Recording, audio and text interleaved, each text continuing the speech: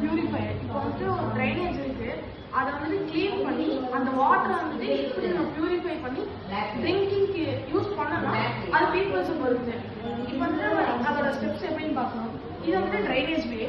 இப்போ வந்துட்டு இந்த மோட்டரோட ப்ரொப்பலர் வந்துட்டு இந்த வேஸ்ட் எல்லாம் எடுத்து ஒரு சைடு கலெக்ட் பண்ணி வச்சிடும். அதே மாதிரி இந்த பைப் லைன் வந்துட்டு இந்த வேஸ்ட் வாட்டர்லாம் எடுத்து ஒரு டேங்க்ல வந்துட்டு கலெக்ட் பண்ணும். இந்த டேங்க்ல இருந்து பியூரிஃபையருக்கு இந்த வாட்டர்லாம் சப்மிட் ஆகும்.